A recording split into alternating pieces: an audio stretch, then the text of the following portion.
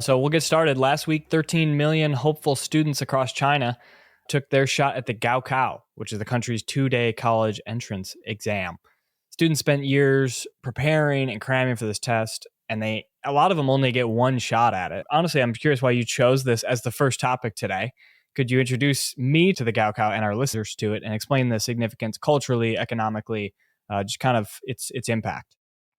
Well, first of all, that's basically distinguish our China Center here at the Hudson from many other think tanks in DC, because we normally analyze the China events from inside out rather than outside in. Mm-hmm. I mean, Gaokao is a national phenomenon in China. It's so important to the nation and to the world, for that matter, and nobody's talking about it. So that's one reason why I like to choose this. Gaokao stands for National Unified Examination for Admissions to General Universities and Colleges. It's basically the annual college entrance exam in China, the score of which normally would decide your future. It's China's examination hell. It's 9 hours in together, divided into 2 days. So this year is June 7th and June 8th. So as you mentioned, this year, the number of exam takers has reached a new height. It's a 14.4 million. It's stands for a 4% increase over the last year, 2023. Over 1/3 of them are repeaters this year. That means really? like 4.1 million of them repeaters. They didn't get in last year, so they take it again. So there is a chance, but this is very rare. Right now, the youth unemployment is so high, somewhere range between 20% to 45%. So people just why not take a shot? Right? They're so desperate. So that's why there are a lot of people taking this exam this year. I took my Gaokao years ago. At the time, the acceptance rate was about 5%, or 4%. Gaokao has an enormous impact on China in the following ways. Number one, almost all Chinese teenagers are impacted. China is a socialist system. Socialist system must have all children included, as everything tends to be mandatory and compulsory. So the CCP knows the future of its regime rests heavily on how the young are educated. Secondly, it's just about the only thing most parents care about in China. Their child's education. I use child's education, not children's education, because most of kids in China are from the one-child family. The entire family's resources are normally spent on the child's schooling and education, which led to the booming business of tutoring and the college admissions guidance industries, which the Chinese Communist Party views as some kind of conspiracy because they don't like people to come together to group. So that's why they banned the private tutoring business, which has also ruined many people's careers in a sense. But there's also a lot of very political side of this Gaokao as well, from the point of view of the CCP leadership. One of the most important thing, obviously, is the young people are formative, idealistic. They're easy to be influenced or excited. Now, energy is a good thing, but also could be a bad thing. Energy could be constructive or destructive. And China is a country full of repression and injustice. So young people are the crucial social group to either keep the society stable or blow it up with their youthful rage and testosterone. Every CCP ruler knows this. Mao Zedong, for example, liberated the high school and college teenagers in the 1960s and 70s and told them to bombard the bourgeois headquarters, and especially the teenagers who much hated the teachers and professors. Then you had the Red Guards and the Cultural Revolution. Just like the Hitler's youth or Stalin's or Fidel Castro's young pioneers.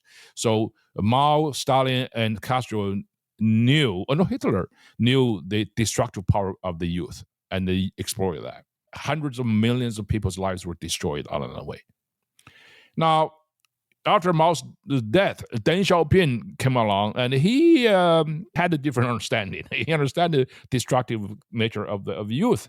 So from Deng Xiaoping onward, Jiang Zemin, Hu Jintao, and Xi Jinping, of course, they make sure young people do not turn into another generation of Red Guards and destroy the CCP itself.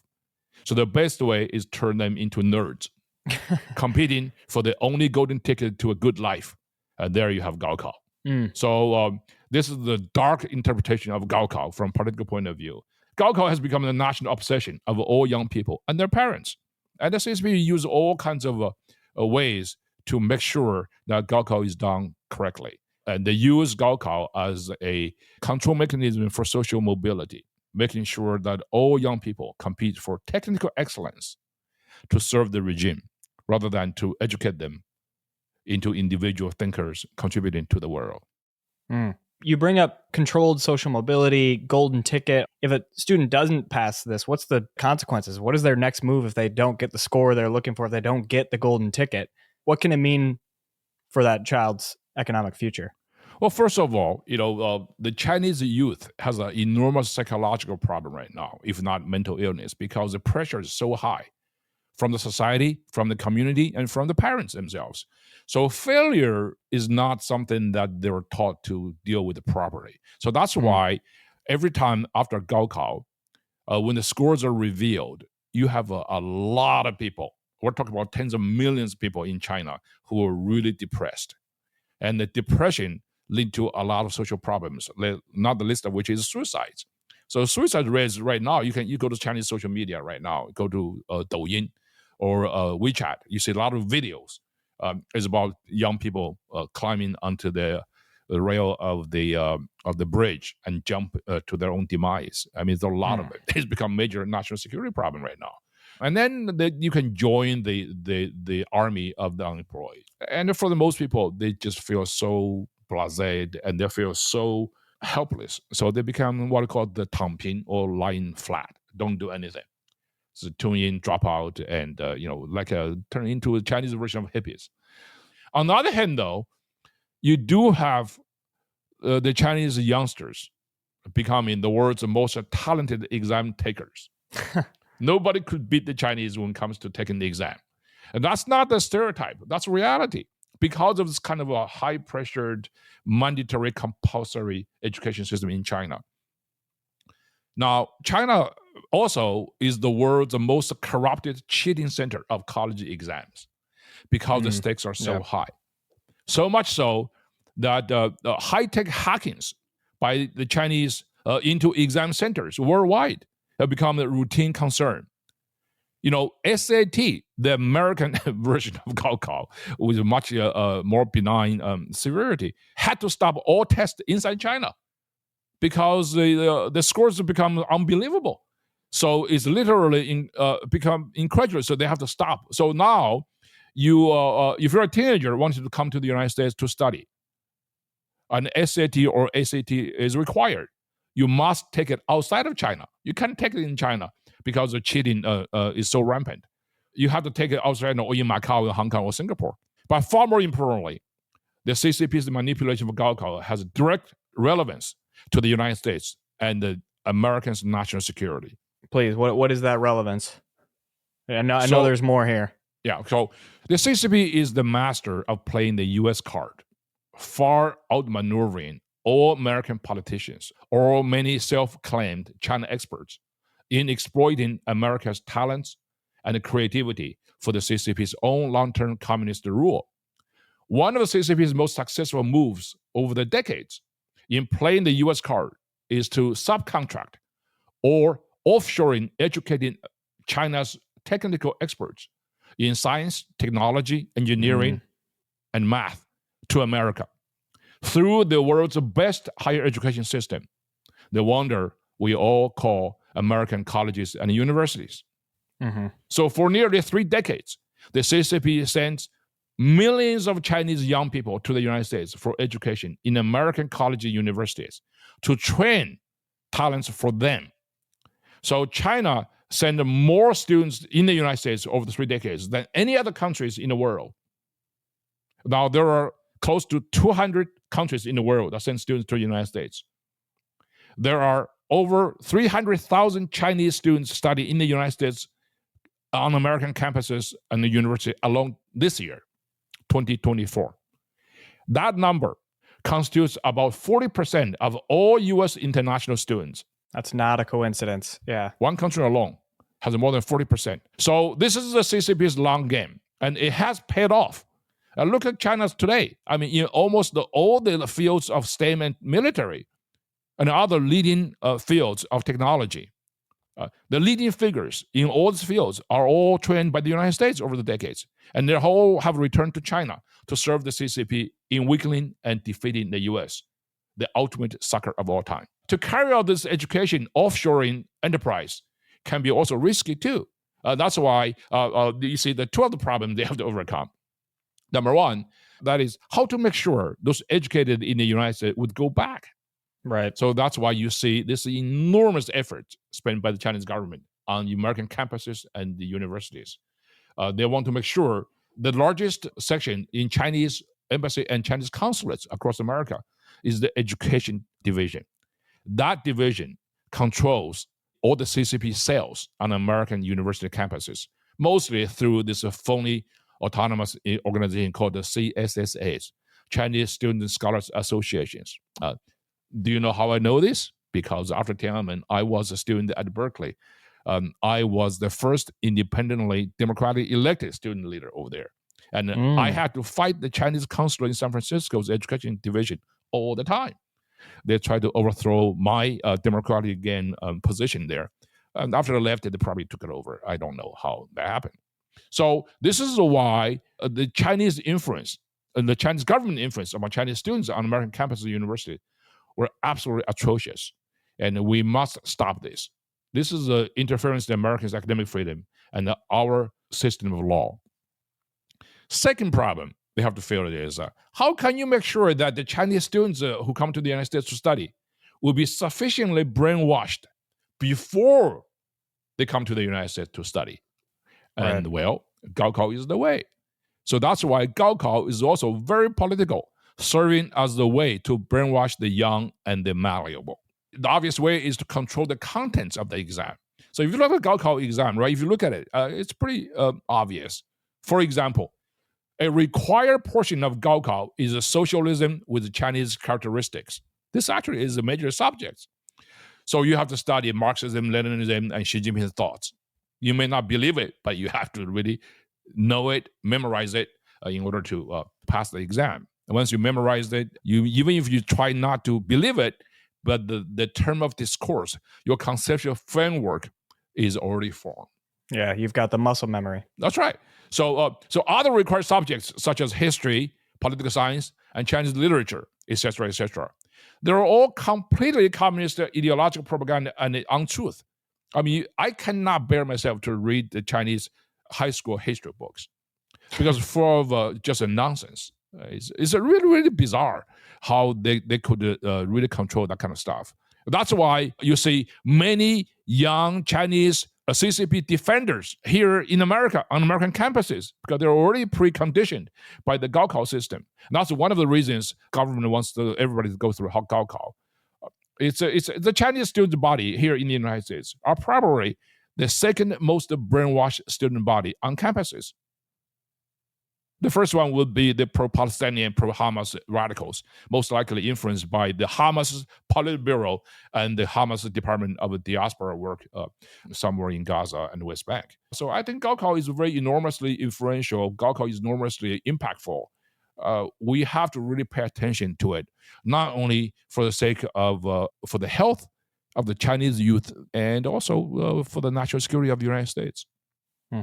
That was wonderful, Miles. Moving on to our second topic, economic hubs around China, including cities like Shenzhen and Guangzhou, are raising the prices of utilities for homeowners. Water, gas, even public transportation are seeing 20% jumps in costs, even upwards of 50% increases in some places from last year. So what's causing this reactionary jump, Miles? What's the reasoning behind it? Well, first of all, China is not a democracy. Therefore, I mean, if the state-controlled utility company wants to hike the rate, they can do it without any hearing, without anything. They just suddenly announced. Right. The sudden hike was announced in the first week of May nationwide. Normally, the utility rate jumped by about 20 to 40%. Not only the utility rate, your plane tickets, your high-speed rail train tickets, your highway tolls, they were unbelievable. For example, this coming Saturday, June 15th, nationwide, all the main railway train tickets, rate will jump by about average to 20%. 20%. Some of them as high in some of the main arteries, or the rate will be jumped up by as high as 40%. Yeah. So this affected millions and millions of people, mostly affecting those people who work in the cities and they have to go back to their countryside homes across the provinces. Those are the poor, those are downtrodden. There are many reasons for this. One of the reasons, of course, the Chinese government's way to demand, I use the word demand, to demand spending. Number one, they don't have enough money to spend. Number two, they're not really sure about how the crazy government is doing the business. So they do not have confidence in the government's way to control the economy. So they don't want to spend. If you don't want to spend, and then you got a lot of inventory in the factory, you couldn't really sell, and then you couldn't sell, and then basically you go broke. So you close shops. That's one of the problems of Chinese economy is facing. But there's also another really important reason why there's nationwide hikes on all the utility and transportation prices. That is the extraordinarily high fees and cost of maintenance, repair, and even replacement. China is a country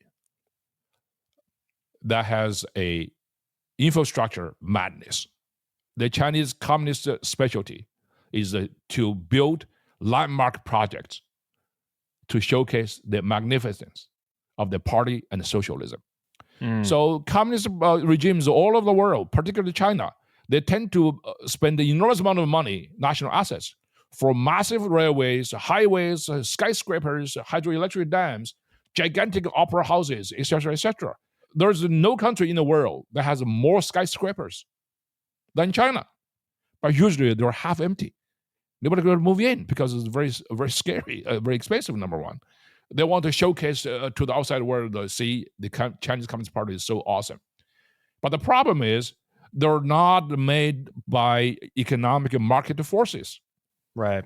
They're by Politburo decisions for political reasons. So they try to transplant this communist specialty of infrastructure madness globally. And then you get the BRI, Belt and Road Initiative. How do you do that? Well, the Chinese government do this infrastructure normally through massive debt. The monopoly that runs China's railway business, which has the world's largest, most sophisticated high-speed railway system, by the way, owns a debt of about $900 billion, close to $1 trillion debt, including a 5-year bond that worth $300 billion, whose interest payment height is just about due now. So that's why none of these major projects, landmark projects, is making any money. You take a high-speed railway train, bullet train in China, it's very impressive. Between Beijing or Shanghai, between Shanghai or other places, most cases they're empty. Very expensive. So because they're not built by market demands. Yeah. So they're losing money and they own a lot of debt. And what could be the worst economic model than that?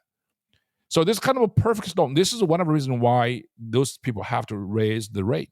China built this landmark project. It's a bridge connecting Macau, Hong Kong, and mainland. And it's held as the triumph of socialist system. It is now operating at a tremendous loss because there are few cars that quite travel that on that bridge because nobody needs that kind of stuff. But then directly related to the rate hike is the poor quality and terrible safety standard of all this major infrastructure problem. Highway collapse all over China right now. Three Gorges Dam engineering is kind of problematic right now. And then EVs. China is had the EV craze right now. They're marching into the world. But if you go to Chinese internet system, you watch Chinese WeChat, Chinese Douyin, their version of TikTok, you see Chinese-made EV cars burning and exploding for no reason on the highway, on the road, on the street. And the one telling example, remember several weeks ago, there was an earthquake in Taiwan, right? Yeah. That caused a lot of damage to people in Taiwan. Yeah. However, hundreds of kilometers away in mainland China, they were far away from the epicenter. But that earthquake in Taiwan caused more buildings collapsing in Xiamen than in Taiwan due to code violations. Right. The Taiwanese buildings actually fared very well. Yeah, so poor quality causes more expensive maintenance and repair.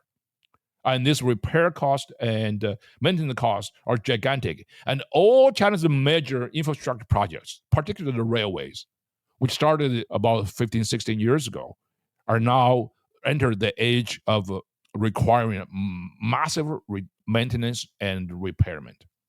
So that's why the cost was not factored in. Now they have to really spend more money on that. So the solution obviously is raising the price and harm the consumers and the people. And the worst part of that is the CCP could never stop this kind of madness, this infrastructure madness, because this kind of suicidal economic model is an addiction the CCP can never keep. Right. If you look at the 14th five-year plan, which is the current plan, it still demands yearly expansion of infrastructure spending, especially high-speed railways construction. High-speed railway construction is under the current 14th five-year plan is supposed to expand by about 2,500 miles a year. That's insane. So that's why the communist economic model is the ultimate culprit for all this economic madness. We have to realize the problem of China's economic woe is not related to international free market system up and downs, the cycle. Chinese Communist Party has its own cycle. To your point, once your bar for success is showing that you can build all these railways, if you stop doing it, then you show that you're not meeting that former bar of success. You have to keep building it and have to keep showing that you can, if that's how you show the world that your economy is strong. That's exactly right. The Chinese economy is built on mirage, on some facade. Right. Because it's not market-driven. And this BRI has global consequences. Well, I hope we all realize the problem of the BRI project, which is intrinsically related to China's infrastructure madness. Now, it is based upon two things. One is a massive debt. Secondly, poor quality. Yeah, and all of it falls on the backs of homeowners and regular Chinese people who are then having to foot a bill that they didn't ask for or need. So how is this impacting everyday Chinese households who are now being asked to pay for these services that they aren't using enough of or didn't need in the first place? At some point, China would have this kind of tipping point where people would say, enough is enough. Yeah, okay, enough is enough. So the party realizes this, but they really cannot solve this problem because of the innate nature of the party is to control. That's one of the reasons why the Chinese repression is a vicious cycle. You cannot let it loose. It's like holding a tiger by its ears. You cannot let it go, yet you cannot really continue to hold it. So this is the problem with the CCP's regime. It's a problem. In the past, we thought it's a problem for CCP itself domestically, but now it's impacted the globe. We have to take this issue very seriously to understand the CCP's model of governance, the source of its conduct, from systemic, from inside out rather than outside in. Well, to that point, moving on, we turn to our final topic, which is the CCP's subsidized manipulation of the global EV market. Based on public disclosures, 4 of the top 10 recipients of Chinese government subsidies were EV related, and notably EV battery maker Contemporary Amperex Technology received north of $790 million in subsidies, which accounted for 13% of its total profit last year.